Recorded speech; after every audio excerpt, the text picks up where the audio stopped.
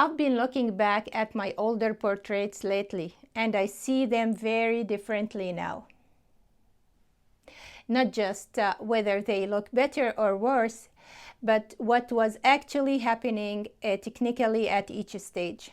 Some of them are finished, some are not, but each one shows how I was thinking at that time.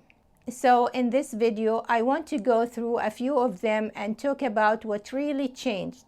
Not what looks prettier or feels nicer, but what actually improved and what didn't. And I think this kind of reflection matters, especially if you have ever felt stuck or inconsistent in your own work. If you are new here, I'm Fifi, an abstract painter. Here, I share my painting process and the way I think through colors and layers. So let's start at the beginning.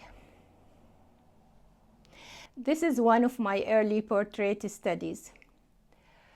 I didn't know much about structure yet, but I was already trying to think in volume, not just symbols.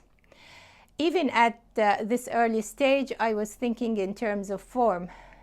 Here, the nose, there is more subtle blending as you see, but the shading is very uniform and compressed. There isn't enough strong contrast.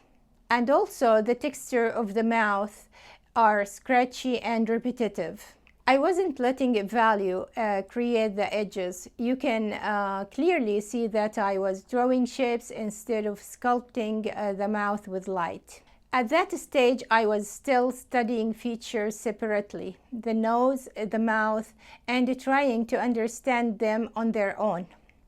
I hadn't yet tested myself with a full face. And this was one of my first attempts at putting everything together.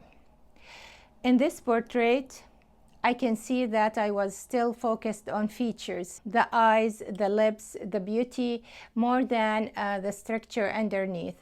And that's very common at the early stage. I was careful with my shading and that cautious flattened the face. The darkest values appear mostly in the eyeliner, the eyebrows, and the lips, while the rest of the face stays within a light to mid-gray range. The light source is unclear. It feels like the light is coming from the front right side, but it isn't strongly defined. If I'm rating my understanding of structure at this time, I would give myself 7 out of 10. Around this time, I was becoming more aware of what was missing. I knew the faces were soft, but they weren't fully constructed. And then this drawing happened. This portrait shows a shift in confidence. The shadow areas feels more organized. The cheek feels more sculpted because the light and shadow are more clearly divided. The eyes feel more three-dimensional and sit more naturally within the face. Here I began using light and shadow to build the form instead of just blending for smoothness. You can see that especially around the cheeks and the nose. The values are more decisive. But technically, there were still limitations. In some areas, especially on the cheeks, the shift from light to shadow happens too quickly. So the form feels slightly sharp. In other areas, the shadow placement isn't fully aligned with a consistent light direction. The contrast improved, but I still wasn't pushing it to its full potential. This was confidence, but not yet full control. A few weeks later, my focus shifted. In the previous portrait, as I was studying structure and shadow. Here, I was focusing on blending and refinement. You can see more balance in the proportions, more refined eyes, and softer transitions, compared to the previous portrait, which had a stronger contrast and bolder light to shadow separation. This one feels more subtle and more controlled. Then we arrived here. where something finally started to make sense. I created this portrait for Princess Diana using this reference photograph. For the first time, I committed to dark values in a structural way. When I compare it closely to the reference, I can see a proportional difference. The face in my drawing is slightly longer. I stretched the distance from the nose to the chin, which subtly changes the likeness and the head tilt. I can also see where I was still holding back. The under chin shadow in the photo is deeper and sharper than in my drawing. The far cheek falls into stronger shadow in the reference, while I softened it slightly. The hair in the photograph is grouped into a larger dark masses, but in my drawing, I still relied on smaller strokes in some areas. So even though the value range is wider than before, I wasn't fully pushing the darkest darks yet. Compared to the previous portraits, this one shows more control and stronger structure. The biggest shift was when I stopped relying on outline and started using values to create form. That changed everything. I moved from the stage of can I draw a face to can I make this person feel real. From a distance, the face reads clearly, not perfect of course, but significantly improved. After the Princess Diana portrait, this one feels more settled. The proportions feel more balanced.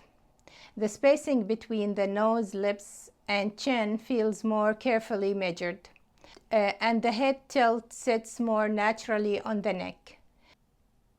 The face is sculpted better. The transitions across the cheeks and around the nose are smoother, and the structure feels stronger compared to the Princess Diana portrait.